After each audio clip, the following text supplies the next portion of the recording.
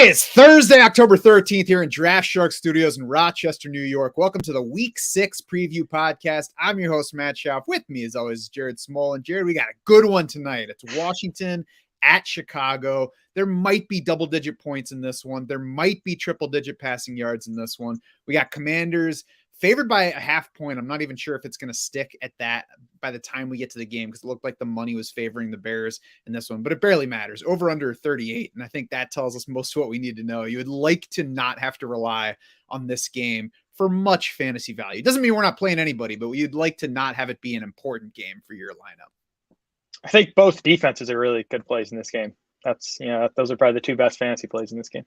Yeah, that's worth keeping in mind for showdowns, I suppose. I am playing Carson Wentz over Matthew Stafford and Trevor Lawrence. I mean, that's not really going out on a limb based on what those guys have done for the season, but that's over two guys that are ahead of him in our rankings right now. The risk with Wentz is he's dealing with a biceps tendon injury. It's tough to know how much that's impacting him. I'd like to think that if it were actually limiting him in any real way, that they'd go ahead and play Taylor Heinicke, because we just saw almost a full season of Taylor Heinicke starting for this team. So we know he's fine, even if they believe Carson Wentz is an upgrade over him. And so far, Carson Wentz just 25th in PFF passing grade. He's ahead of both Lawrence and Stafford in that category. He's 8th among quarterbacks in fantasy points, 2nd in pass attempts. So this team has leaned pass. He's had the duds against Philly and Dallas. Those are the two good defenses he's faced. He's been over 300 yards and 2+ touchdown passes in each of the other 3 games. And there's certainly nothing scary about the Chicago defense. Yeah, we liked Wentz last week. He came through with a quarterback 5 finish for us.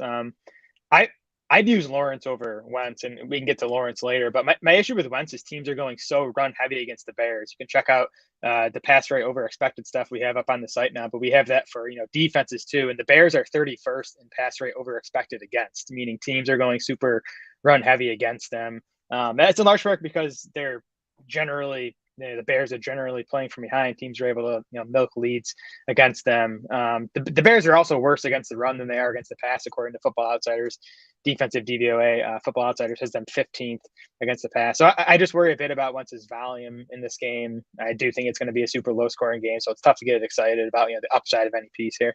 I mean, the Bears have also faced the Niners with Trey Lance. They got the Packers who want to lean run. They got the Texans who would love to not have Davis Mills throw a lot. They played the Giants, whose only offensive piece is Saquon Barkley, and then the Vikings last week. So I'm not at all worried about Carson Wentz. I've actually bet his over in passing yards on multiple sites right now. I'm curious to see tomorrow how I did by looking over. I think there's at least 3 different places where I took the over on his passing yards. He's at 219.5 for the over under on Sleeper.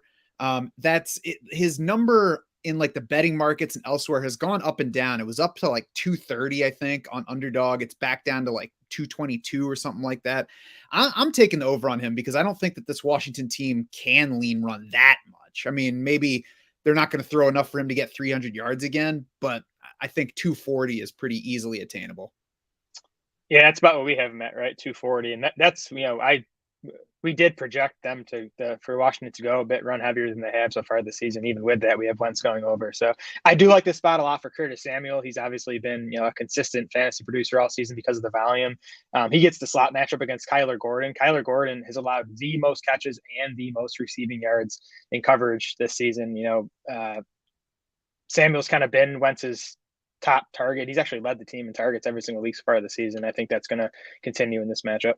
Yeah, Curtis Samuel's not quite as easy a bet for me as Carson Wentz this week, but at 4.5 receptions, he's a decent play along with Wentz in those over-under pick'ems. If you go to sleeper.com, use the promo code DraftSharks, you can get a full deposit match there. If you're new playing over-unders on Sleeper, you can get the same thing on Underdog. If you're new to Underdog pick'ems, put in promo code DraftSharks, they'll match your first deposit. So I agree, Curtis Samuel, a fairly easy start here. Surprising that he's led the team in targets every single week, but I mean, there's obviously something to that for 5 straight games now. Terry McLaurin, wide receiver 31 on the season with just 1 touchdown. He's 19th among wide receivers in receiving yards, just 38th in expected PPR points on the year, and he's actually scoring a little bit over expected. So I think Terry McLaurin's a fine mid to low wide receiver 3, not somebody I'm going out of my way to start, but not somebody that I'm scared of this week either. Yeah, just a 16% target share for McLaurin. Even with Jahan Dotson out last week. McLaurin was fine, but we saw De'Ami Brown get the 2 touchdowns. So I'm still upset about that because I played a lot of McLaurin in DFS, so it's frustrating to see Brown get those. But I just think McLaurin's a wide receiver 3 at this point. Like, we're 5 games into the season, he's just not getting the volume to be more than that. I agree. Brian Robinson immediately led the team in carries in his first NFL game last week. The receiving work was not with him. He was third in playing time among them. I would expect that he's going to play more snaps as he gets worked in. No idea, though, just how much that grows this week. So I would rather not use Brian Robinson or either other Washington running back in this game.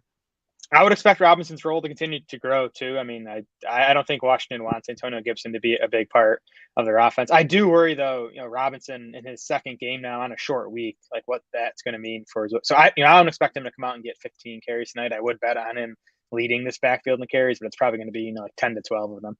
Yep, I agree with that. On the Bears side, David Montgomery immediately reclaimed control of that backfield in his first game back from injury last week. 72% of snaps, 63% of running back routes. Washington hasn't been a great RB matchup. That's costing just 19% of PPR scoring for the position. So not overly worried about that. I would play David Montgomery fairly comfortably.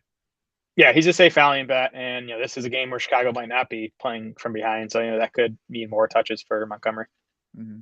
And he, by the way, has some fairly low receiving projections in the pick 'em and over under game. So I think that specific line is interesting, just in case they do have a little trouble running the ball in that game. Nothing else for me on the Chicago offense. So do you have anything else in this game? No, I did want to note that Justin Fields has posted his 2 best PFF passing grades in the last 2 weeks. So, he's kind of quietly playing a bit better. So we'll keep an eye on that. And then it's a good matchup for Darnell Mooney, like good enough where maybe I'd play him in like a showdown lineup, but I would not want to trust him in a season-long lineup yet. Yeah. Is that his 2 best passing grades of this year or overall? This year. Okay. This year. And they're still not great grades, but they're, better than the first 3 weeks. Yeah, I mean, we're looking for silver lining. We're not looking for a reason to start him yet. So yeah, we'll take that silver lining. Minnesota at Miami, the next one up. Vikings by 3.5, over under 45.5. It's tied with Broncos Chargers for third highest over under, at least as of when I was collecting these numbers, which surprises me based on what's going on with the Miami offense. The Dolphins are still implied for 21 points by those numbers, and that's with Skylar Thompson as the starting quarterback here. He went 19 of 33 against the Jets last week, 5 yards per pass attempt. He only took 2 sacks, but took pressure on 21 of 35 dropbacks, took 16 QB hits in that game. I'm betting against this Miami offense in this game. Yeah, I'm more optimistic, and it's less to do with Thompson than it is Mike McDaniel's scheme and the fact that they have Tyreek Hill and Jaylen Waddle. Thompson, 7th round rookie. He did have some fans. I know Matt Waldman was a big fan of Skylar Thompson coming out of camp. I mean, he played in bad offenses at Kansas State, so the numbers aren't great. And Thompson was great in the preseason, 5th among 77 qualifying quarterbacks in PFF passing grade in the preseason. So I think there's at least potential that he's not a disaster. But again, you're betting on the scheme here. The way Mike McDaniel sets up this offense, like Thompson needs to complete 5 to 10 yard passes, just get the ball to Hill and Waddle in space. And I do think it's interesting that Miami still has that 21 point implied total. I think that's, it's not a big number, but I think in a lot of cases, a 7th round rookie quarterback, you'd see an implied total at like 16 or 17. So I think the odds makers are saying that, this Dolphins offense might be okay. I'm not going to lie. I was not prepared for the preseason passing grade number to be brought up. Is that, what number was he in that again? 5th among 77 qualifiers. At what level of dropbacks? Because he's coming up lower than that when I look at it. I probably did like 20 or 30. I'd have to do it again. Right. I mean, I hope that he's not a disaster. I'm betting that he stinks this week for our purposes, at least. The guy never had more than 12 touchdown passes in a college season. I mean, we can say what we want about his offense in college, but if you can't make the offense better as a college quarterback at Kansas State, I'm not betting on you holding up as an NFL quarterback. 4.7% career touchdown rate, 62.4% completions, not especially fast. I know he was a preseason darling, but I don't have a whole lot of faith here. I'm most likely starting Tyreek Hill, but we're talking like low in wide receiver 2 range for me. He did have a full practice Wednesday, so we probably don't have to worry about the injury for him. We don't have to worry about the injury for Jaylen Waddle, but Tyreek Hill would be like low wide receiver 2 and Jaylen Waddle more like a wide receiver 3 for me. Yeah, a bit higher for me. I would, in most cases, keep those guys in my starting lineup. Just betting on the talent. I'm playing Alan Lazard, Jacoby Myers, Adam Thielen, and Deontay Johnson over Jaylen Waddle. I'm not playing any of those guys over Waddle. That's fair. Raheem Mostert, arguably the most attractive Dolphin because they're going to need to lean on the running game, but that leaning might already be hurting him. He missed Wednesday's practice with a knee issue, so we're going to have to watch and see how serious that is. Yeah, scary for a guy with Mostert's injury history. Now, I watched all that Dolphins game, and I didn't notice him get dinged up at all. He was in there till the very end. So it could just be a case of, they have been loading him up with touches these last 2 weeks now, which is, why we like Mostert at this point. 70% of Miami snaps over the last 2 games, 77% of the running back carry. So maybe Wednesday was just, more of a rest maintenance day. We'll have a better idea this afternoon when we get Miami's Thursday injury report. And maybe this game will show us if there's going to be a viable RB2 here without Mostert getting hurt. It's easy for one game to be like, oh, we're going to lean on this guy because it's working with him. This game to this week will be, one where they want to lean on the running game on whole. I assume not want to overwork Raheem Mostert because there's still most of the season left to go. So I'll be curious to see if Chase Edmonds or Myles Gaskin works in for a decent amount of touches in this game. Yeah, Gaskin played ahead of Edmonds last week. Edmonds has, tanked since week 1. So we'll see if that's a trend. But yeah, Mostert, assuming he's healthy, the only guy you want to play in this backfield. Yeah, and the Minnesota side of this one's easy. You just play everybody. I mean, Dalvin Cook's yardage projection is a little bit low. If you look at our rankings, Miami has played the run pretty well this season. He's still RB11 in our rankings. So, I mean, what I want to watch with Dalvin Cook is to see if the receiving role rebounds. It's fallen off some seeding work to Alexander Madison over the past 2 weeks. So we'll see if that was the shoulder thing or if that's going to be something they keep doing. Yeah, Cook and Madison tied in pass routes last week, and it was the closest snap split between them in the season. Just 57% of the snaps for Cook to 43 for Madison. So I want to see if that continues to be the case. I think you're still starting Dalvin Cook, maybe a low-end RB1 in this matchup. I love the spot for Minnesota's passing game. The Dolphins are looking like a big-time pass funnel. Football Outsiders has them dead last in pass defense, 7th in run defense, and they are 4th in pass rate over expected against, meaning teams are deciding to go pass heavy against Miami, which, it all adds up. It all makes sense. So I think this should be a pass heavier game plan from the Vikings offense. And we'll see if Miami gets Xavier Howard back. That'd be a big loss for them against Justin Jefferson. Yeah, missed him last week. They've been missing Byron Jones at the other corner all year. So certainly makes sense that they would be struggling in pass defense. Certainly not an offense that you want to face right now with issues in coverage. Right. Anything else there? I mean, I guess we could talk Irv Smith, but it's kind of like, hey, do you need a tight end? Irv Smith's in a fine spot. Yeah, he is trending up. Season high route rate last week for Irv Smith at 70%. And Miami's been bad against tight ends this season. So it's a good spot for Smith. Not a safe play, but there's definitely upside to him this week. Right. And you're not finding safe plays at tight end 12 with this season's guys. Right. New England at Cleveland, Browns by 2.5 over under 43. You play all the running backs in this one. Anybody who's healthy. We'll see about Damian Harris. I mean, the initial report was this is a multi-week hamstring thing, and then he's limited Wednesday. I mean, it's New England. So he might have accidentally stepped 1 foot onto the practice field, and they're like, oh, mark him limited so that nobody knows what we're doing. Yeah, Mac Jones was limited all last week too, and it seems like he had no chance of really playing in that game. So I would still plan on no Damian Harris, and that sets Ramondre Stevenson up for a massive workload. I mean, last week he was literally the only running back left on New England's active roster when Harris went down, so he got all the snaps. They do have Pierre Strong that will probably be active for this game. I'm expecting them to call up JJ Taylor from the practice squad. Those guys will mix in, but I still think Stevenson's going to play 70 to 80% of the snaps, dominate the backfield work here in a good matchup against Cleveland. So I think Stevenson is an RB1 play this week. Yeah, I agree. And Cleveland's been especially bad against the run over the past few weeks. And we've seen Ramondre Stevenson healthily involved in the passing game, which is only going to be more so likely if Bailey Zappi is in there at quarterback again. So yeah, love Ramondre Stevenson this week. And you can, consider trying to sell him after this week, although he's going to remain usable even once Damian Harris is back. But it could very well be that after this week, Ramondre Stevenson looks like a fantasy stud. So you might be able to get some difference-making stuff. Yeah, it's a good call. We talked about the running backs. We have Amari Cooper, Jacoby Myers, David Njoku in this game. I think you basically sit those guys at your own risk. Not saying that Cooper and Myers are top 15 wide receivers, but we've seen what they are capable of. I don't think Jacoby Myers is going to regularly hit 100 yards, but I can't say that he's not going to hit 80 to 90 yards in a given week. So they're guys that are definitely within consideration. You know, you could check our rankings based on who you have to see exactly who we would start over them, but they're both top 25 options this week. Yeah, I mean, Jacoby Myers has a 31% target share so far this season, which, he hasn't been that high in recent seasons, but, he's been a 25% target share guy. So that's just kind of what he is. I think he's underrated in fantasy. Same kind of deal with Cooper. I mean, he's had a couple down games, but he also has a 30+% target share in 3 of his 5 games this season. And then Joku, I mean, he's just a tight end 1 at this point. Like he's an every week starter. If you don't have one of the elites, like Njoku's a great guy to have. Jacoby Myers is like quiet Jarvis Landry. Yes, exactly. San Francisco at Atlanta. I typed Falcons by 5.5 in my notes. That is obviously not the case. 49ers by 5.5, over under 44.5. 49ers are number 1 in defensive DVOA, 5th against the pass, 1st against the run. So try not to play anybody wearing a Falcons jersey in this game. Even Drake London barely cracked our top 36 in our wide receiver rankings this week, and I can't argue him any higher. Yeah, so he was not on the injury report, right?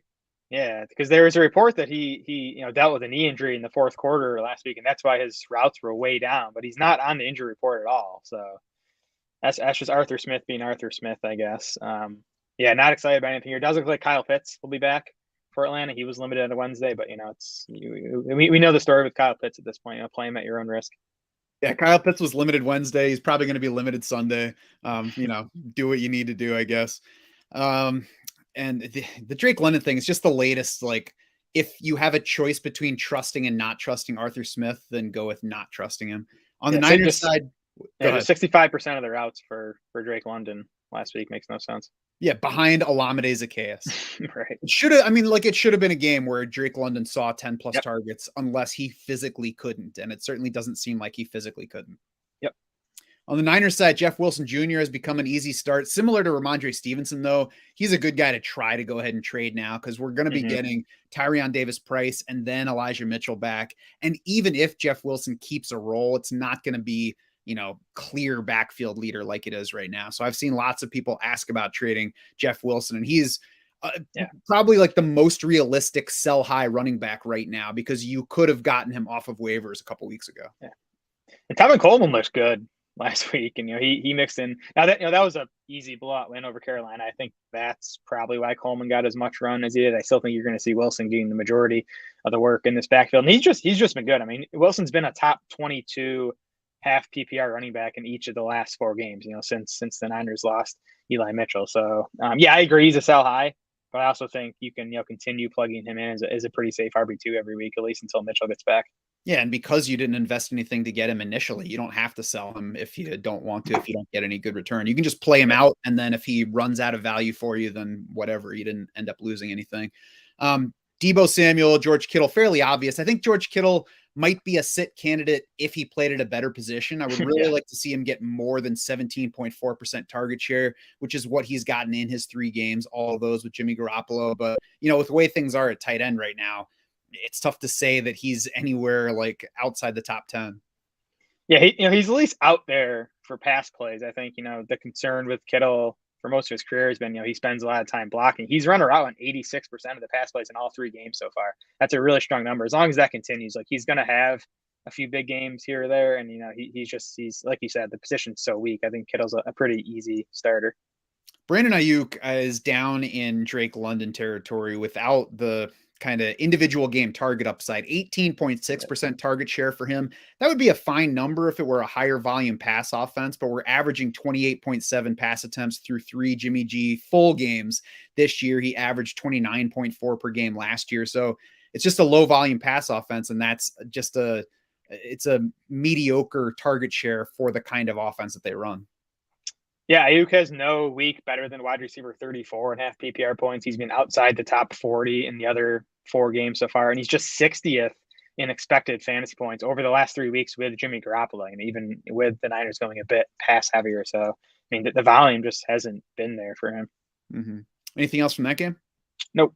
Tampa Bay at Pittsburgh, Bucks by 8.5 on the road, over under 43.5. Steelers implied for just 17.5 points. That's down 1.5 from where it opened. Only the Panthers this week come in with a lower implied total, and it makes plenty of sense. I still think you expect plenty more passing volume from this offense, though, which is not likely to run the ball that successfully in this game. Likely to have trailing game script again, like last week at Buffalo. I think that helps the fantasy upside of all the receivers. And I would definitely play Deontay Johnson first. He was the target leader still among them in Kenny Pickett's first start. I would lean George Pickens over Chase Claypool, even though Claypool got one more target than Pickens last week. Yeah, I definitely play Pickens over Claypool. So we have a game and a half of Kenny Pickett now. Deontay Johnson's seen 23% of the targets over that span. Pickens 18.5, Claypool about 15.5. I could see that, kind of being what we get for the rest of the season. Johnson's still the clear leader, not where he, was last year and even early this year, up in the high 20s, even, nearing 30. But still the clear leader. And I think Pickens will be around, 18, 20%. I think that's enough to make him a wide receiver 3. Tough matchup this week, as you mentioned, so maybe downgrade him a bit. But man, he continues to look awesome. Pat Freiermuth came out of last week's game with a concussion, was limited Wednesday, so we're gonna have to watch him to see this week if he makes a full return. It was not his first concussion though, so I was a little surprised that he was back that quickly. Yeah, 3 concussions in the past 11 months. That's according to our injury history on our injury predictor.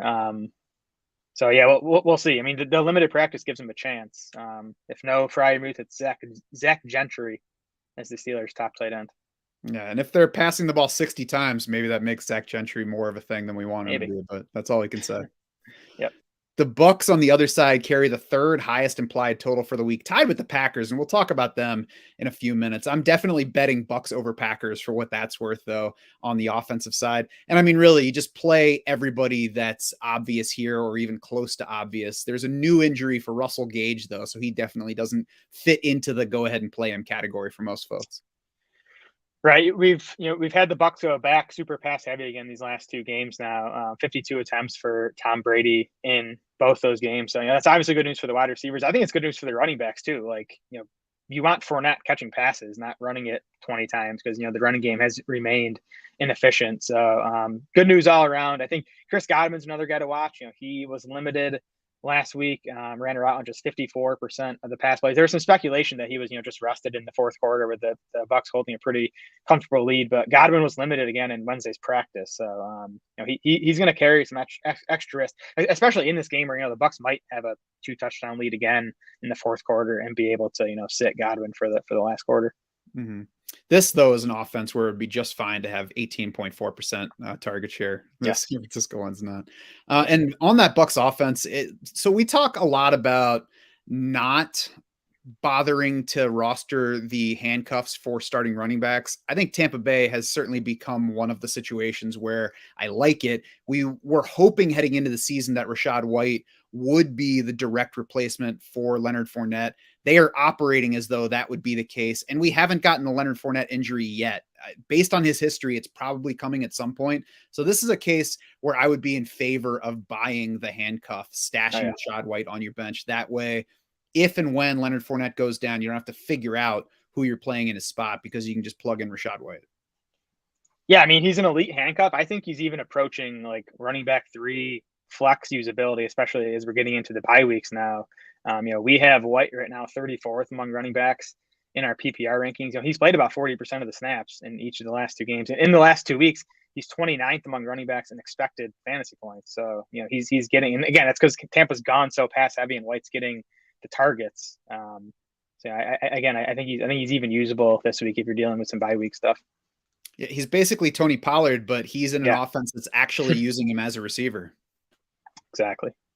Cincinnati at New Orleans, Bengals by 1.5, over under 43.5. No practice for T. Higgins on Wednesday, so at least we know a little bit more about his ankle than we did on, Sunday night when he suddenly disappeared. Obviously, we'll watch T. Higgins throughout the week. If he doesn't play, that would certainly be good for Tyler Boyd. The targets were not there for Boyd against Baltimore, but the playing time hit a season high. He was right with Jamar Chase in terms of opportunity on that front.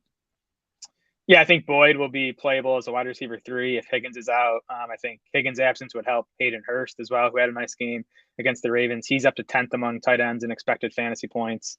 And then on the Bengals side, it's obviously Jamar Chase and Joe Mixon, who continues to get the volume. I thought Mixon looked the best he has so far this season in that game against Baltimore. So maybe he's going to start to get rolling now. Maybe. I think a fair question on Joe Mixon is he just going to spend the season being somebody who scores well under expected? I mean, we always point to expected points and who's scoring over and who's scoring under, and he's farther under than anybody else. The touchdown luck is obviously going to swing his way at some point, even if it's just for a game here and there. But he's also working on career low 3.1 yards per carry through 5 games behind an O-line that might even be worse than last year. 22nd in adjusted line yards, according to Football Outsiders. They were 15th in that category last year.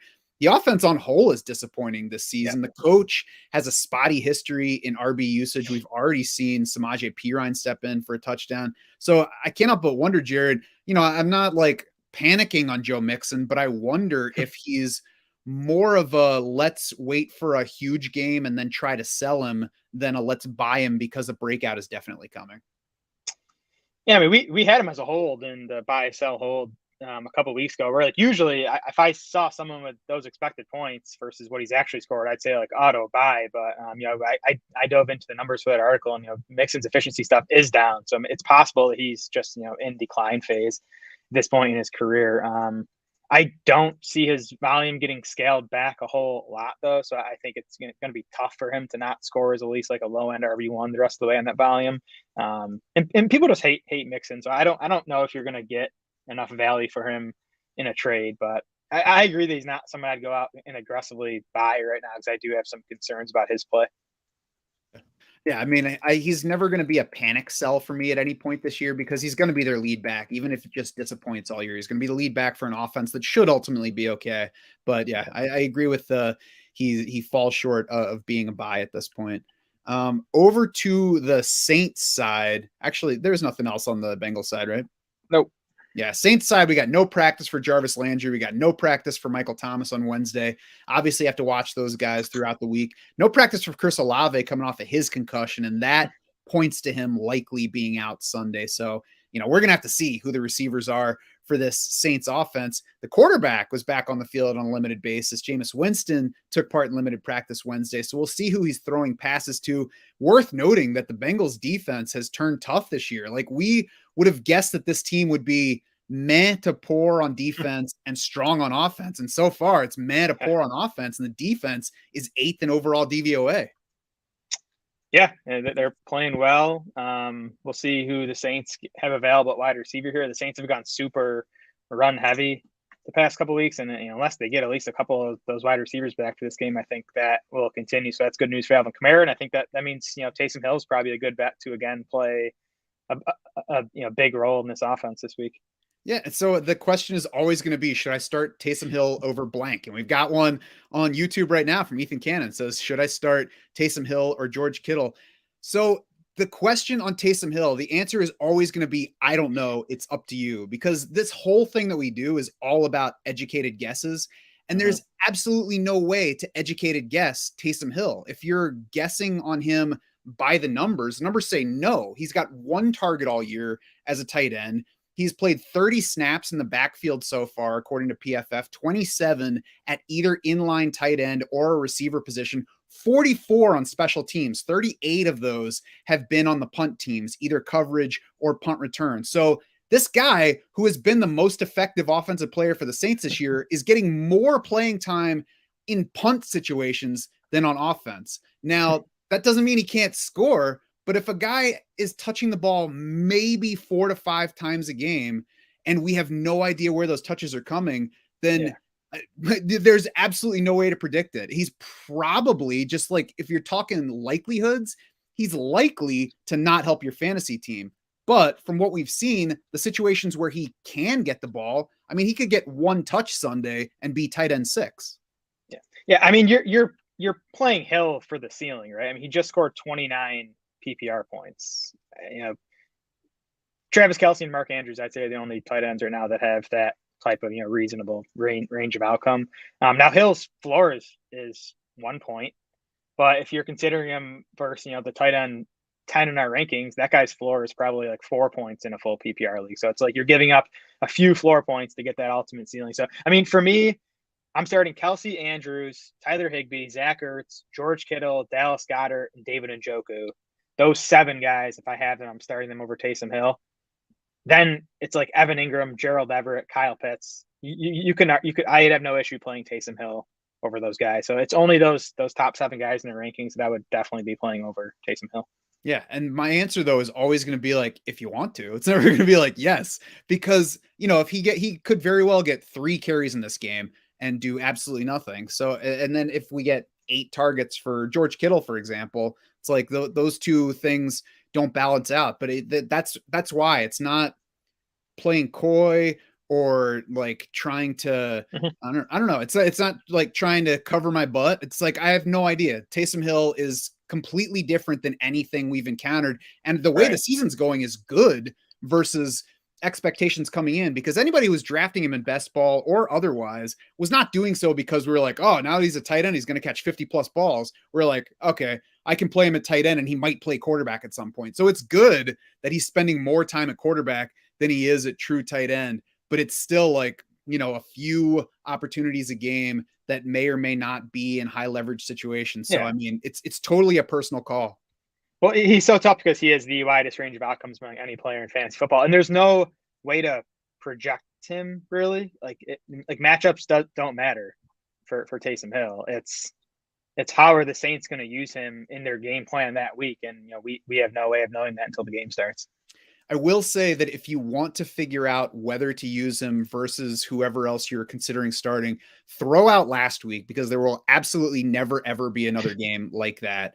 And look at week 1 and week 4 as his true ceilings. Week 1 was when he had the 4 carries for 81 yards, had a long run in there. Even his touchdown in that one came from 11 yards out. So it wasn't like a goal line plunge. And then week 4, 5 carries, 21 yards, touchdown. I think those are reasonable expectations for his usage. 3 to 5 carries, maybe a chance at a touchdown. He's not going to have 100 yards rushing. He's not also going to throw a touchdown pass. So, let's forget week 5. We can, consider that is within the broad range of possibilities. But, look at week 1 and week 4 for the true ceiling, I think. He only has 3 carries inside the 10-yard line, and only 1 inside the 5 this year. So, he's been getting these touchdowns from distance. Yeah. Okay. All right. Anything else from that game? You're not starting Marquez Callaway here, are you? No. I mean, if all 3 of those receivers are out, then Callaway and Traquan become options at some point, but they're definitely not good options or exciting options, because again, I do think you're going to see the Saints go super run heavy. Yes. Baltimore at the Giants. Ravens by 6, over under 44.5. Not going to bother talking about Lamar Jackson or Mark Andrews here. Obviously, we got disappointed by Lamar Jackson last week. It's going to happen. We're still going to start him almost always. We'll see about Rashad Bateman's foot injury. It didn't even sound like John Harbaugh knew what to tell us, but he certainly didn't profess optimism early in the week.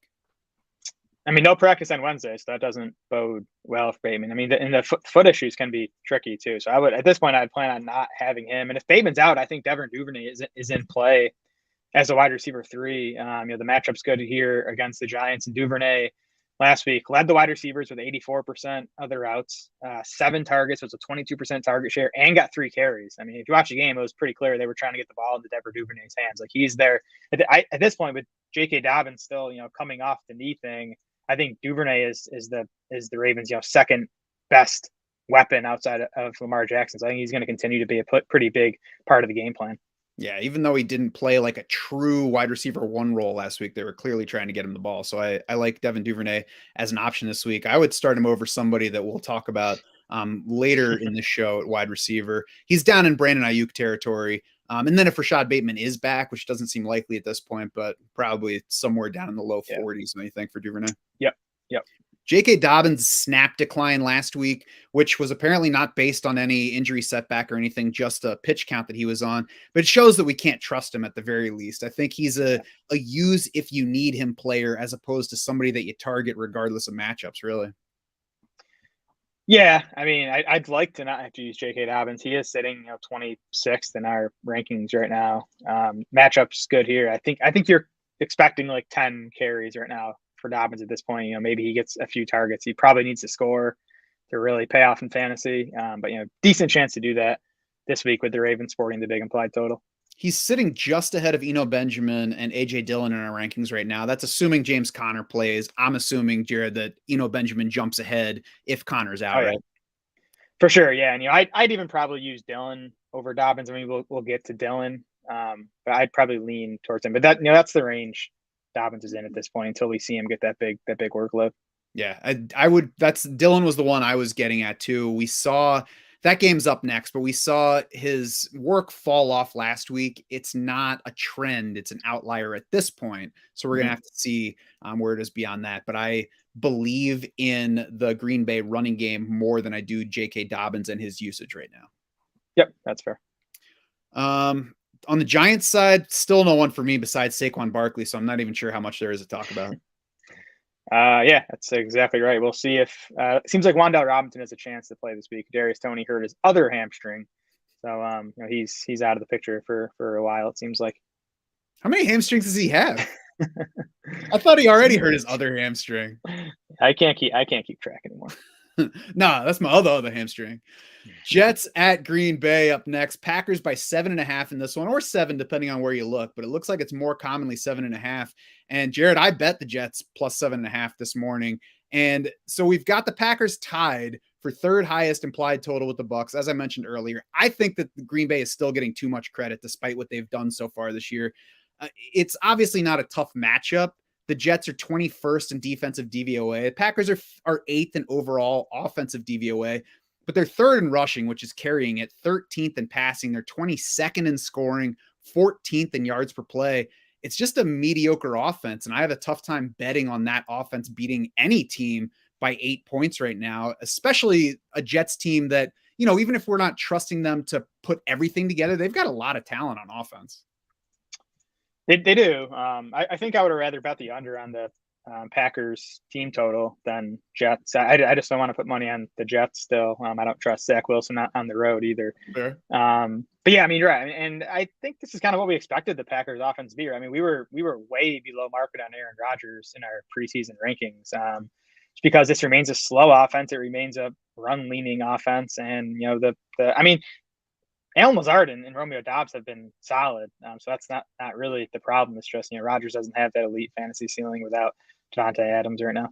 I think betting the Jets is just my way of getting back on the Breece Hall train after hopping off late in the draft season. Aaron Rodgers, as you said, just okay for fantasy. I mean, there's nothing wrong with the matchup, but there's also nothing wrong with the week 2 matchup against Chicago, where he had 234 and 2 touchdowns. Last week against the Giants, where he had 222 and 2 touchdowns. He's got 4 straight games with between 220 and 260 yards and just 2 total touchdowns. So I would expect he would be somewhere in that range as well. He's not going to kill you, but probably not going to make your week either. Exactly. His last 4 fantasy finishes are quarterback 13, quarterback 14, quarterback 13, quarterback 13. So he's been super consistent, just low end borderline quarterback 1. I think that's kind of what Rodgers is going to be the rest of the season. He's like Derek Carr, but without Devontae Adams. Yeah. Fine spot for Allen Lazard. Fine spot for Romeo Doubs. They still both led Randall Cobb in routes last week, despite what the receiving numbers said. Robert Tunyon's still down in route rate, so that adds risk to him. He can be an option if you need somebody, but certainly not a target guy for me yet. Yeah, Lazard and Doubs are 28th and 29th, respectively, in expected fantasy points among receivers over the last 3 weeks. So, they're getting wide receiver 3 level usage. I think that's what they are. Cobb, I'm definitely not buying into that. Must have been just like a matchup thing, something that the Packers saw that they wanted to attack, with Cobb in the slot. So I wouldn't touch him. And then, Tunyon's just kind of stuck in this 50 to 60% route range. So I'm kind of starting to think that's just where the Packers want him, and it doesn't have anything to do with his ACL anymore. I mean, when you're as loaded and pass catching talent as they are, it makes sense that you want to limit. Gotta get Mercedes Lewis on the field. Yeah. Hey, Mercedes Lewis is going to break out one of these years. Might be when he's 42, but it's going to happen. Yeah. Right. Aaron Jones, obviously a pretty easy start at this point. AJ Dillon, we started talking about. His role took a big hit last week, but through 4 games, he had 7 more opportunities than Aaron Jones. That's, of course, carries plus targets. And even with last week, Jones is now 19th in expected PPR points versus Dillon at 29th. So not a huge gap between those guys. All told through 5 games, the playing time had been close before that London game. So I haven't seen anything from the team, from Matt LaFleur, saying that this is how they're shifting. So I'm going to assume that it was a one-game thing. I don't know why it was such a big change for that one game. I'm obviously not comfortable completely trusting A.J. Dillon, but as we talked about, I'm going to go ahead and bet on A.J. Dillon in the offense over somebody like J.K. Dobbins. Yeah, I don't expect, the snaps last week were 73% for Jones to 32% for Dillon. I don't expect that big of a gap going forward, but I do think it'll be bigger than what we saw over the first 4 games. Because Aaron Jones he's produced better. He looks better. I just think he's still the better running back. So I think Green Bay should want to, make him, like a 60-40, 65-35 guy. I mean, AJ Dillon had the big expected fantasy point total in week 1, but since then he's 40th among running backs in expected fantasy points. So, he's really not getting that valuable of a role. So, he's still in RB3 range. There's still some decent touchdown upside with him, especially in this matchup. But I do think he's trending down and Aaron Jones is trending up workload wise. Yeah. Now, if we look back at history, though, Aaron Jones has never been a workhorse. It's always been somebody that they want to limit his touches some. So I think that there's certainly reason, especially when we talk about this team that needs to lean on its running backs. I think there's reason to believe that we get more A.J. Dillon work back. I probably doesn't belong up in the top 24, but I think settling in somewhere in like the RB 26 to 32 range on a weekly basis is fair. Yep, agreed.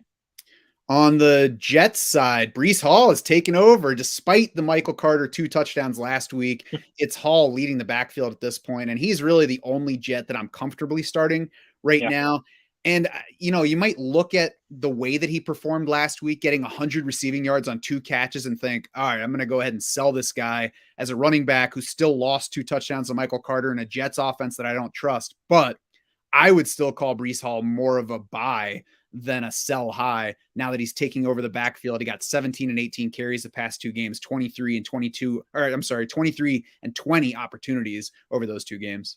Yeah, I'm definitely not selling him. I mean, the buy window might be closed with, last week's big game. But I'm definitely not selling him. I think he's, an RB1 the rest of the way. And this is a good matchup for Hall. I mean, you don't like that the Jets are 7-point road underdogs, low implied total, all that stuff. But Green Bay's 30th in Football Outsiders run defense DVOA, and they're 30th in pass rate over expected against, meaning, again, teams are running against the Packers, and I would expect that to be the Jets' game plan. That has been the Jets' game plan, too, by the way, since Zach Wilson has taken over. They've been a very run-heavy offense.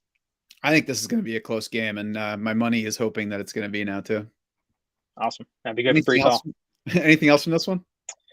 No, the wide receivers, I mean, Corey Davis and Zach Wilson are tied with a 17.5% target share from Zach Wilson through 2 games. Elijah Moore's at 14%, so he's just spreading it around. And in a low volume, inefficient passing game, I don't think you can trust any of those guys right now. Yeah, exactly. There's upside to these guys just because they're talented, especially if the Jets do fall behind in this one, if you do believe the Vegas line, but it's tough to know yet how things are going to sort out. So we'll play wait and see.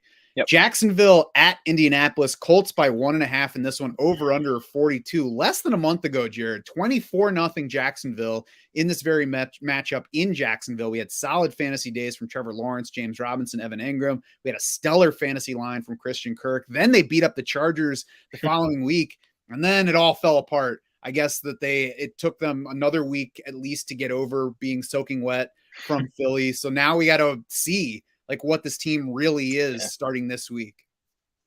Yeah, the dud in Philly in the rain was excusable, but to do what that offense did at home versus Houston last week was rough. And Trevor Lawrence did not play well. Trevor Lawrence is just super inconsistent at this point in his career. It's not a surprise. He's a young second-year quarterback, so he is tough to trust in fantasy lineups. I'd rather look elsewhere. But like you said, he did play really well in this matchup the first time. I mean, he would have had a bigger game if that wasn't such a blowout.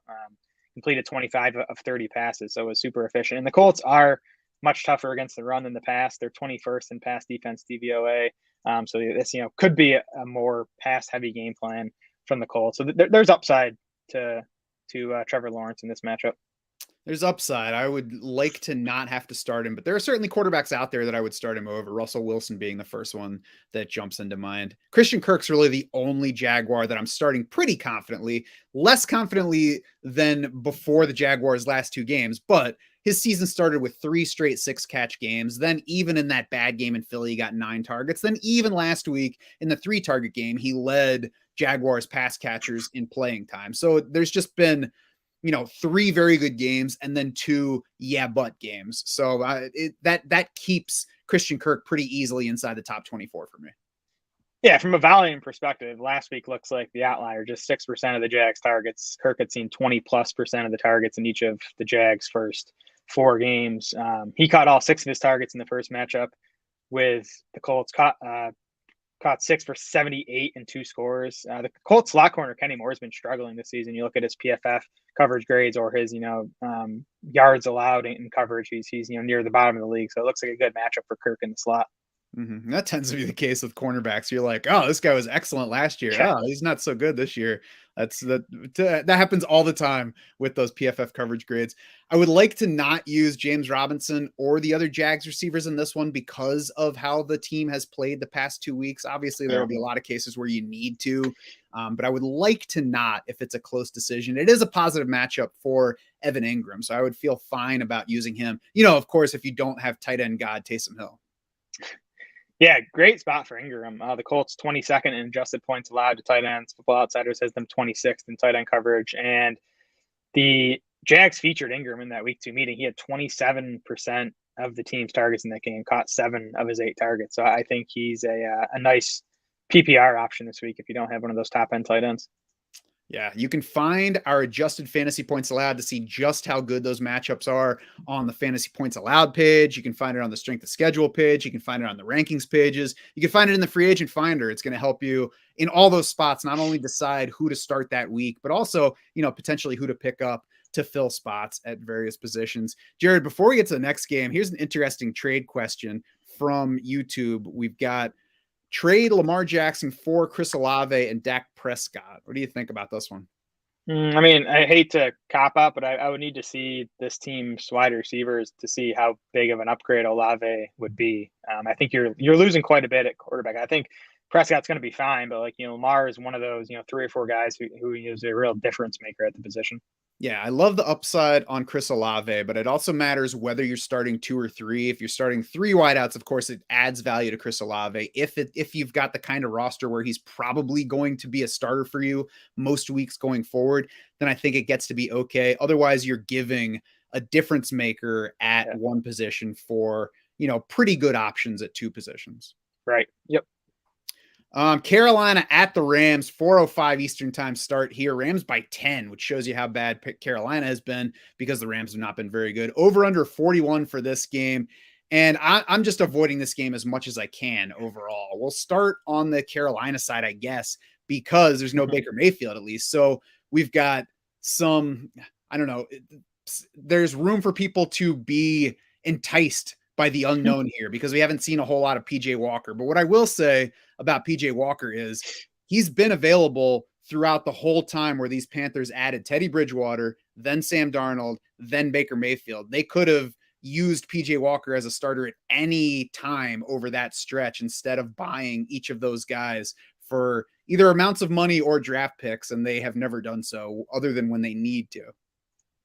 Oh yeah, I mean, I'm pretty convinced that PJ Walker's not good, but it's also tough to imagine him being worse than Baker Mayfield. Baker Mayfield's been that bad, so maybe it's just a lateral move. I think there's a better chance it's a slight upgrade though than a slight downgrade, just because Baker's been that bad.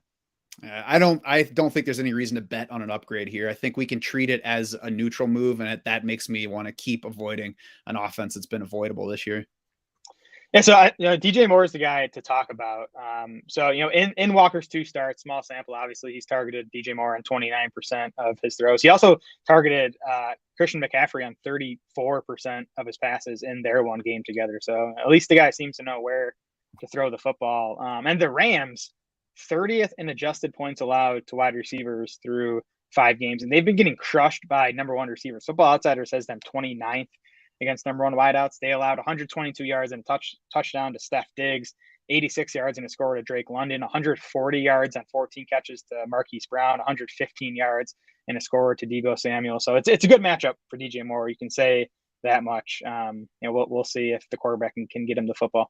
It is a positive matchup, but let's say those names again: Stephon Diggs, Drake London, Marquise Brown, Debo Samuel. So 3 first-round picks and Yep. a guy that's been dominating for the past year and a half. So I mean, that's a pretty tough run of wide receivers. DJ Moore is a good player in his own right, but these Panthers are god Yeah. awful, and there's still going to be the pass rush to deal with. So I mean, I think that there's some hope for DJ Moore this week. I don't think either of us is calling DJ Moore a stud. The question is, who do you start DJ Moore over or not? And where he is in our rankings right now, wide receiver 30 in our PPR rankings right now. So obviously not a high point.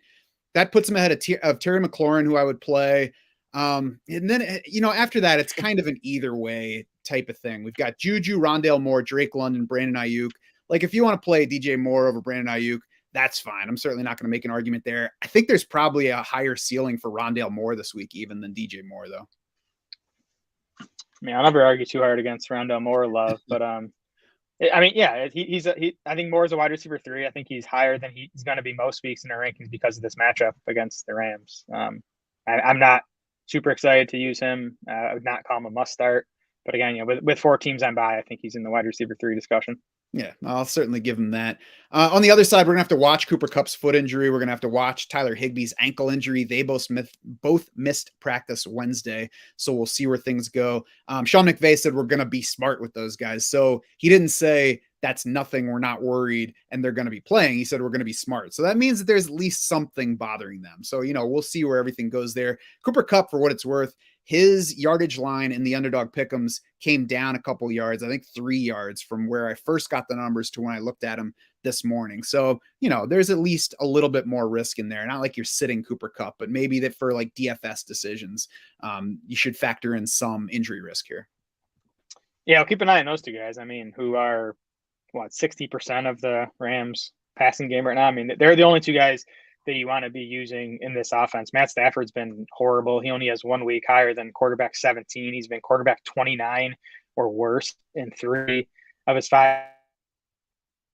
Carolina's kind of a middling pass defense, but definitely not. It's not a matchup where I'm like, this is going to be Stafford's breakout spot. Yeah, try to just avoid this game as much as you can if you have close decisions between guys from here and guys from elsewhere. So let's go way the other way and move on now to the Buffalo Kansas City game, where you can start anybody that you feel like. It's the week's highest over under at 54 by 3.5 points. So well ahead of the next one. There's only 2 games over 50 this week. This is a game, like I said, to even favor fringe options. Like, if you're wondering whether to start Isaiah McKenzie, sure, go for it. If you're wondering about Dawson Knox, sure, go for it. If he's available, he was limited in practice Wednesday. We're going to have to watch and see how he is. Certainly not a must start because he hasn't done anything so far, but this is a game that could have any number of points that you could imagine. For sure. McKenzie and Knox both still make me uneasy. And with McKenzie, I don't know exactly how big of a role he's returning to. Honestly, a week ago, I thought he was going to be like their every down slot receiver, but Khalil Shakir looked good in that win over the Steelers. And Josh Allen seems to trust the guy already because he made some throws to Shakir in tight coverage where he's trusting Shakir to go up and make the play. So I think McKenzie's going to lead in slot snaps, but I think he might kind of be back where he was, and instead of Crowder stealing a third of the slot snaps, it's Khalil Shakir. So I'm definitely going to be keeping a close eye on that because it's a super valuable role in this offense. Yep. Yeah, I agree that Isaiah McKenzie's not a definitely plug him in because he's definitely the slot receiver. We'll see about Khalil Shakir. We liked Khalil Shakir coming in, so it would not be surprising if he forces his way into the picture here. Devin Singletary is one other guy to wonder about, and we mentioned previously that he has seen more playing time when the Bills are trailing, which doesn't happen very often, than when they're leading. So this game should be closer or even find them behind at times. So there's probably a better chance for Devin Singletary to stay on the field this game than there might be if they were projected to win by a lot. That helps him. There's always the question of how much he actually gets the ball. I certainly don't think his touch ceiling is high, but he's fine in that, high RB3 range. Yeah, I don't even think it's a trailing leading thing. I think it's Singletary was pulled in weeks 2 and 5 when it was total blowouts against the Titans and Steelers. And, the Bills pulled Josh Allen and other starters as well. it was in tighter games in week 3 or 4, 73 and 88% of the snaps for Singletary. So I really think that he's going to be at least a 60 to 70% snap guy in most games. Now you're right. The concern is it's still a Josh Allen centric offense, and Singletary can play 75% of the snaps and get like 8 carries and 4 targets. But I really think the low snap rates have just been due to the blowouts. Yeah, I mean, probably. I got the stat from PFF in the recap pod. It was something like 53% when they're trailing and 70 something percent when they're ahead. So yeah, when they're ahead or tied. So yeah, I mean, the close game helps them either way. And here's one question on flex that includes Devin Singletary, Jared, from Jason Voltaggio on YouTube. Devin Singletary, Chris Olave, who we're assuming right now is going to be out. We'll see as we get closer. Yeah. Allen Lazard, Jerry Jeudy. I said I'm leaning Allen Lazard over Singletary, but it's between those two players for me. What do you think? Yeah, I mean, it's Olave for sure if he's active. If not, I would go Lazard over Singletary, assuming it's full PPR or half PPR. Yes, that's what I would go with as well. On the Chiefs side of this one, the wide receivers still look like a coin flip to me between Juju Smith-Schuster and MVS. Playing time, targets, total fantasy points, all very close between them. This does look like, I think, a tough game for Patrick Mahomes to be able to throw deep. Maybe that's a point against MVS a little bit more than Juju because of the Buffalo pressure, not because of the Buffalo secondary, which we've talked about being banged up. And the Chiefs are actually tied for the 9th highest pressure rate allowed on offense, according to Pro Football Reference. It's a tough matchup for KC. Like, I'm not saying they're going to come out and not put up 20 something points, but this Bills D is tough. I wouldn't want to use either of these wide receivers. They're 44th and 45th respectively in expected fantasy points. MVS finished wide receiver 20 in half PPR points last week. That was the first game that either of these guys finished as a top 30 fantasy wide receiver. So that they're just not producing. It's Travis Kelce and then a whole bunch of nothing as far as these pass catchers go. It sounds like confirmation that MVS is the better guy. CEH week 4 at the Bucks remains the outlier in his usage. He came back immediately from that game and played fewer snaps than Jerick McKinnon, who looked better than CEH in this game. And I mean, that playing time difference was highlighted because Clyde Edwards-Helaire was stopped short of the goal line twice. If he had gotten into the end zone on either of those, and especially if he'd gotten in on both, there would be no, there would not be a whole lot of talk about it. But like that highlights the danger to his role. Is if he doesn't get in the end zone, he's forgettable. Yeah, exactly. I don't really feel much different about CEH now as I did last week. I mean, I think you're right. I think McKinnon did look good in that game against the Raiders last week, so maybe that earns him a bit more playing time going forward. But I would still bet on CEH like being the lead back here in a committee. There's still upside as we've seen throughout the first 4 weeks of the season, and this should be a high scoring game. So yeah, I think you can stick with Edwards-Helaire, but I think he's a borderline RB2, RB3 play with a high ceiling, but also a pretty low floor. Yeah, I certainly still use him first, but that's why he's still a sell. It's a little bit tougher right now than it was a week ago. Yeah. But I don't know if it's nice, because I was wondering coming off the Bucks game if things were going to change and maybe if we were too hasty in selling him. So, I guess in that I was already considering him a sell. It's good to get confirmation on my feelings of him. I agree with what you said. I don't feel all that differently right now about him than I did a week ago, other than confirmed in my prior feelings. He's just not good enough to be the clear lead guy in this backfield. He's not. Which is a very bad sign when you're competing against a 6th round rookie. And granted, Isaiah Pacheco is talented, and Jerick McKinnon, who is on the wrong side of 30 and has never been special in the NFL. That's bad for Clyde Edwards-Helaire. Imagine taking Edwards-Helaire over Jonathan Taylor in the NFL draft. Unbelievable. Oh man. Oh, well, at least Andy Reid's got a lot more success behind him than that can account for. Arizona at Seattle. Cardinals by 2.5 in this one because Vegas apparently agrees with Jared about Kyler Murray. Over under of 50.5. This is the only other game that's that high. Second highest over under the week. It's 5 points ahead of number 3. So there are only 2 games that are higher than 45.5 in total. That's got Arizona as the second highest implied total for the week. And I think that that's nuts because Arizona is 18th in scoring, 27th in yards per play, 23rd in offensive DVOA. They're worse relative to the rest of the league in passing than running. It's just a garbage offense. I know that the matchup is great here, but the Cardinals suck this year. The Seahawks defense sucks worse than the Cardinals offense, though. So that's the argument here. It sounds Seattle like a 31st. Panthers-Browns game as opposed to a shootout. I think it's gonna be a high scoring game. I think Seattle has the good offense and the crappy defense to be in a bunch of shootouts this season. So I mean, Kyler's basically been a slightly better version of Aaron Rodgers so far this season, where he's just been a floor play. He's finished quarterback 13 or better in 4 of his 5 games. He has quarterback 7 and quarterback 9 finishes. So he hasn't been killing you. There hasn't been a ceiling game yet. But I mean, this is a great spot for it. I mean, one more week without DeAndre Hopkins, which hurts. But Rondell Moore's kind of emerged, which is going to help. I think Kyler's a nice play this week and definitely someone to consider in DFS tournaments. He's also been absolutely saved by passing volume because he's playing poorly in real football terms as well. And I think that the question, like we obviously argue about this stuff offline. I think Kyler Murray is way too high at QB5 in our rankings. I think that the first real question, like I'm playing Tom Brady and Justin Herbert easily, but people aren't making that decision in their season-long lineup, so it doesn't really matter. I think Geno Smith versus Kyler Murray is the first decision. And I mean, that might seem crazy because we're not that far into Geno Smith being worthwhile.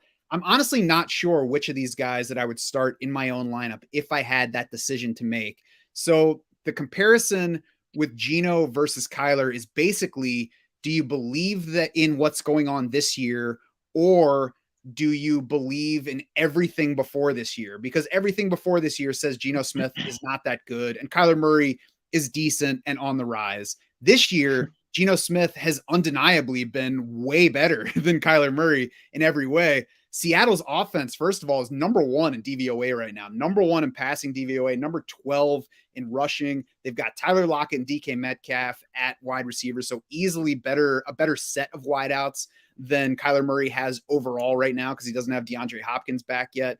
Geno's got 2 more total touchdowns than Kyler Murray. He's got a league-high 75% completions, 10 points ahead of Murray in that category, 3rd in yards per attempt at 8.3. Kyler Murray's at 5.8. 5.7% touchdown rate, 6th in the league. Kyler Murray's at 2.8. That's bound to come up, but he was low before this season. He had a high of 5% through his first 3 years. Geno leads all quarterbacks in PFF passing grade. He's 4th in ESPN's QBR. Kyler Murray, 21st in passing grade, 13th in QBR. So, I mean, this year, if we covered the names, covered history, and look at just this year, like it would be nuts to start Kyler Murray over Geno Smith based on just this year's numbers. I mean, you're not going to get me to say anything bad about Geno Smith. I'm totally buying that this is real.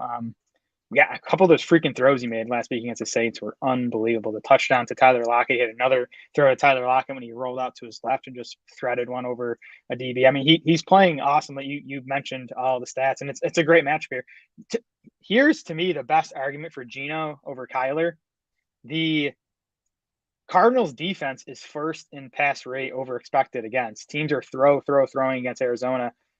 The Seahawks are 32nd in pass rate over expected against. So teams are running against the Seahawks defense. So to me, that's the best argument to me using Geno over Kyler is that Geno might get more passing volume in this game. But I like both guys this week. I think I would play Geno over Kyler Murray this week because the only thing in Kyler Murray's favor is, but before this year. It's like, oh, okay, maybe. It's like it's the NFL, so anything can happen in a given week. But I'm playing Geno this week, and I'm certainly playing the other guys. Like, even if you look just below, I think Kirk Cousins is the next guy after Geno Smith. And I mean, Kirk Cousins is at least a safer floor play than Kyler. And I think somebody that you have, there's a chance that people are making that decision. Just to me, like, the matchup definitely makes Kyler a top 12 guy, but everything else about him makes him somebody that I don't want to say for sure he's going off this week. Again, he's quarterback 10 on the season, so it's not like he's been horrible in fantasy, and now he has this awesome matchup. And I feel pretty good about Kyler in the matchup. I also think he still beats Geno on rushing upside too. Yeah, but they don't even want to run him. Even that, you need to pressure him out of the pocket, and Seattle's bad at that. Yep, that's true. Well, so there's the quarterbacks. I wonder how many people are deciding. If you are deciding between Kyler Murray and Geno Smith this week, feel free to let us know either in the comments section on Twitter, whatever. Elsewhere in this game, Marquise Brown's pretty easy on the Arizona side. Zach Ertz is pretty easy on that side. The Seahawks matchup numbers are inflated by Taysom Hill last week, but we also had an Adam Troutman touchdown from a true tight end position last week against Seattle. TJ Hawkinson had the monster game. Ross Dwelly scored a touchdown with George Kittle out. So it's a good matchup for a tight end. Any fringe guys? Obviously, we have to watch the backfield to see what happens with James Conner. Right. The backfield's big. I mean, Benjamin's going to be a nice RB2 play if Connor's out. And I think Rondell Moore is the other fringe guy. So I think as we kind of predicted with AJ Green back last week, Moore moved back into the slot, 83% of his snaps from the inside. That's where we want to see him. He caught 7 balls on 8 targets. And the slot is where the Seahawks have especially struggled against the pass. Their slot corner has been really bad. 11.8 yards per target allowed in coverage. So I like this matchup for Rondell Moore. And we got the playing time that we were hoping for from Rondell Moore last week. So I like the spot for him as well. Backfield, we talked about Arizona. We're watching James Conner on the Seattle side. Kenneth Walker is about to have his chance to break out because Rashad Penny's done for the season. A fairly easy choice as a play. He's sitting 17th in our PPR rankings, just ahead of Miles Sanders and CEH. I'm comfy with Walker over CEH because of Edwards-Helaire's role and the chance that Buffalo jumps ahead of KC in this game. Not sure which way I'd go between Walker and Miles Sanders. We'll get to that Philly game next. Yeah, I would lean Walker. I mean, this guy is an awesome rushing prospect, and in limited sample so far this season, he's been awesome. He's 9th among 54 qualifiers in PFF's elusive rating. And I mean, Seattle's offense obviously way better than we expected in the preseason, so that's a mark in Walker's favor. The question is how big of a role he's going to play in the passing game. Rashad Penny was doing nothing in the passing game as Seattle's lead back, but Walker already has showed more in the passing game than Penny has for most of his career. He has a couple of 3 target games. He even ran a route on 44% of the dropbacks last week. So DJ Dallas is the other guy there. I do think he'll mix in on some passing downs, but if we can get 2, 3, 4 targets per game out of Walker, along with 15 or so carries, I think he's going to be a really nice fantasy play. Yeah, certainly plenty of upside to him this week. Anything else from that game? No, I don't know. The Cardinals have been awesome against number 1 wide receivers so far. They limited Cooper Kupp to 44 scoreless yards. Devontae Adams caught just 2 passes against them. AJ Brown last week had the dud against them. So that's why if you look at our rankings, we have Tyler Lockett ahead of DK Metcalf this week. I think Metcalf is going to get that number 1 wide receiver treatment. I think it might be a more productive game for Lockett. They're both good plays for season long, but for DFS, it's going to be Lockett for me this week. I'll be curious to see if that turns out to be a mirage or if it's something that continues. Those are certainly some big name wide receivers and high performing wide receivers that have been limited, but it's one of those situations too, where it's just like, I can't look at the Cardinals and be like, oh yeah, this is why they're good at that. Yeah, I think Byron Murphy's been pretty good. And by the way, too, last year, Metcalf had 2 pretty quiet games against Arizona, and Lockett had 2 pretty big games against them. Sweet. So we'll go for another big Tyler Lockett week this week. Dallas at Philly on Sunday night. Philly by 6. Man, I don't know what was up with my typing. So Eagles by 6 in this one, over under 42. Cowboys carry the week's 3rd lowest implied point total. I think that's the biggest. That's the player that impacts the most in terms of outlook is Ezekiel Elliott. So he's basically just inside the bottom of RB2 territory in our rankings, pretty much because that's how the projections have to work with how many touches he's getting. I think he's an uncomfortable play, but he's solid because of that touch certainty. And then the question is, how certain are those touches if they do fall behind? Because we've had 4 straight Cowboys wins. The only game where he did not have at least 15 carries was that week 1 loss to the Bucs. So if they fall behind the Eagles, maybe it's less touch certainty here than we've gotten used to for Elliott. Yeah, it's definitely higher than I'd like to see Elliott in our rankings, but it's the position and the bye weeks at this point. I think I mentioned it last week how Zeke and Pollard in games they haven't scored this season, they have hurt your fantasy team. Zeke has finished RB30 or worse in all 4 games that he hasn't scored this season. So that's definitely a concern. I mean, the Eagles are much tougher against the pass than the run. Football Outsiders has them 20th in run defense. And I do think Dallas's defense is good enough to keep this game close enough where Zeke can probably get his 15 or so carries. But again, I think if he doesn't score, you're not going to be very happy with his fantasy points. And Philly's offense is also good enough that they could just jump out to a 10 or 14 nothing lead, even if the Yep. game ends up not being that high scoring to match. So that could certainly Yep. hurt things. I think it's okay to take a shot on a running back behind Zeke in our rankings that might have a higher ceiling.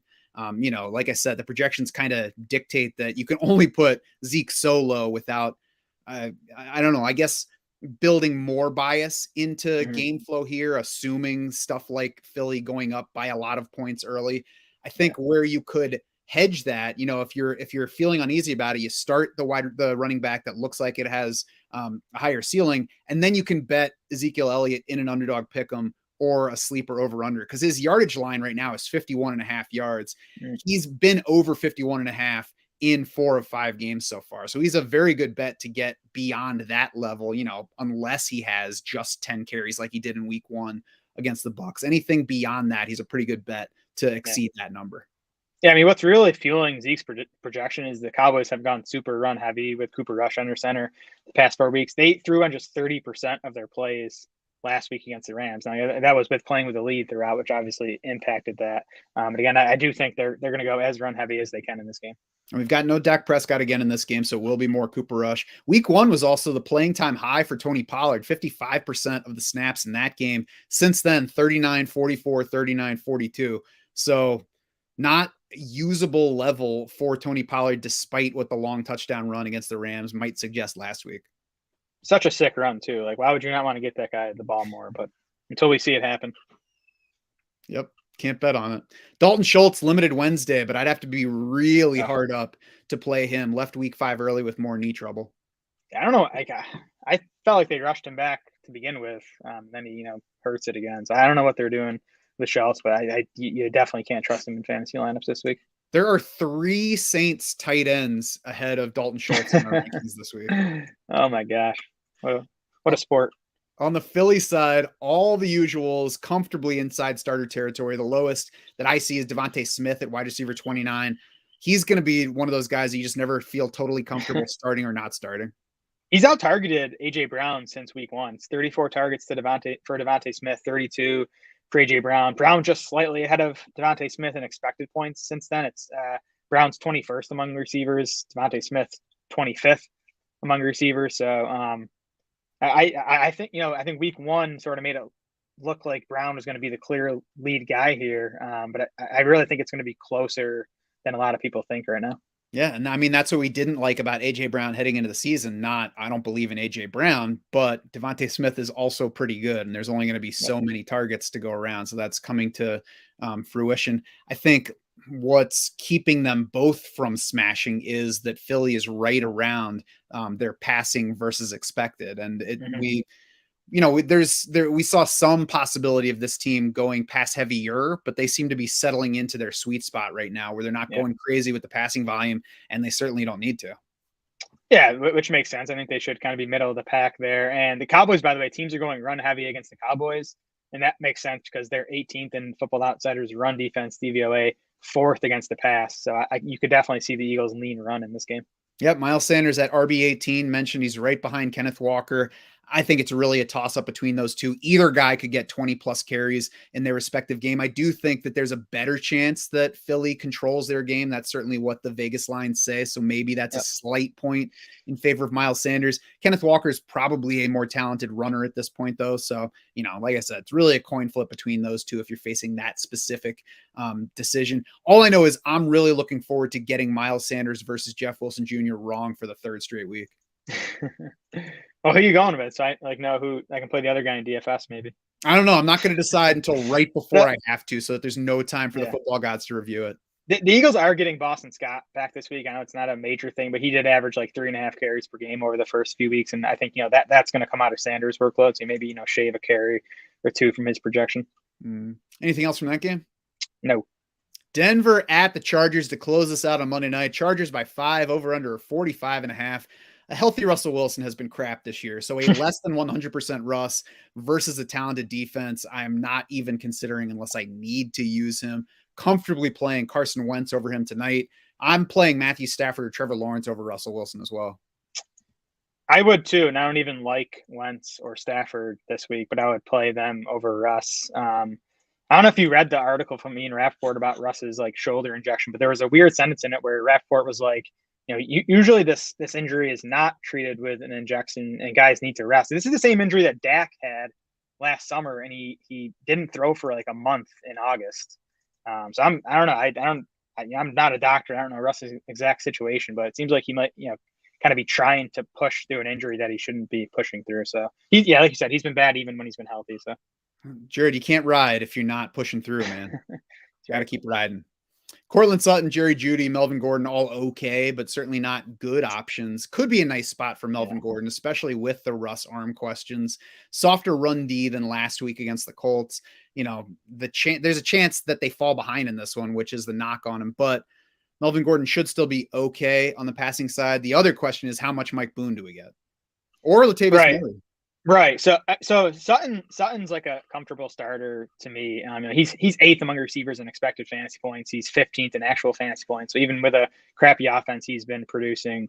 Jeudy has been up and down. I mean, he has 2 nice games and 2 duds. A 19% target share in his 4 healthy games, which in a struggling offense is kind of a shaky mark for reliable fantasy production. So he's like a borderline wide receiver 3. Jeudy is the backfield. So I mean, at the start of the game, Melvin Gordon was like the guy in that backfield. Even so, in the first half, it was 7 carries and 2 targets for Melvin Gordon to 1 carry and 1 target for Mike Boone. In the second half, it was 8 carries and 1 target for Gordon, 6 carries and 2 targets for Mike Boone. So it was pretty much a 50-50 split in the second half. And overtime of that game. I thought Boone looked like the better back.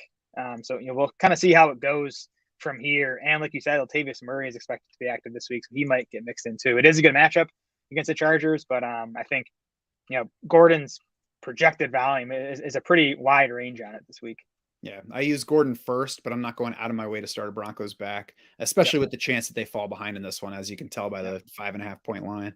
We might get our first look at Greg Dulcich, came off of IR. I'm certainly not using him in fantasy, not even going crazy to pick him up unless I'm in really bad shape at tight end. This has been a tight end by committee so far, but I think Greg Dulcich has the best chance among Broncos tight ends to at some point this year become a guy that we can use. Right. I mean, none of the Broncos individual tight ends are putting up useful fantasy numbers, but if you combine them, like it'd be pretty solid. So if Dulcich can get 80% of that work, he could be usable. I added him in an FFPC league last night. Yeah, I think that a tight end premium format is certainly an okay place to add him. Even the whole group of Broncos tight ends sits just 26th in PPR points so far. So, not a place to go crazy chasing. On the Chargers side, nothing tricky. The biggest question, I think, is does Keenan Allen play? We're watching to see. He was running off to the side on Wednesday during practice. We don't have an official practice report yet, because it's a Monday night game. So they go Thursday, Friday, Saturday. So we'll see about Keenan Allen's status as we pull closer to that game. Obviously, we'll need to know, for sure, I guess, before the Sunday games to really start him versus most of the players that we'll be deciding against. Yep. We'll see on Allen, check shark bites for that stuff. Josh Palmer did kind of reemerge as the clear number 2. He actually Palmer matched Mike Williams with 88% of their routes last week. So, Palmer is back as the guy to use if Keenan Allen is out for Monday's game. But tough matchup, though. The Broncos have been really tough against the pass so far this season. Football Outsiders has them 2nd in pass defense. They are 6th in adjusted fantasy points allowed to wide receivers. So I don't love Palmer as a play, but at least we know that, the playing time will be there for him if Allen's out. Mm-hmm. Mike Williams dealing with an illness for now. We'll watch. That usually doesn't turn out to be a big deal, so we'll keep an eye on it. What should we expect from Gerald Everett's role here, Jared? Yeah, I think you stick with Gerald Everett. I mean, he disappointed last week, saw just 3 targets. That was a season low, but still ran her out on 70% of the dropbacks, which is a fine number. He's still 9th among tight ends in both actual and expected fantasy points. So I think Everett's a guy, if you don't have a stud at the position, you just kind of roll with him as a lower end tight end 1 every week, just tied to Justin Herbert. Yeah, he's not a guy that's on a level with Robert Tonyan because he's playing a lot more snaps. He's also not on the level with Dallas Goedert because he's not playing as many snaps. So somewhere in between there, somebody that you're fine at tight end with if you have him, even if there are weeks that he lets you down. That's going to happen. Just get comfy with it. Exactly.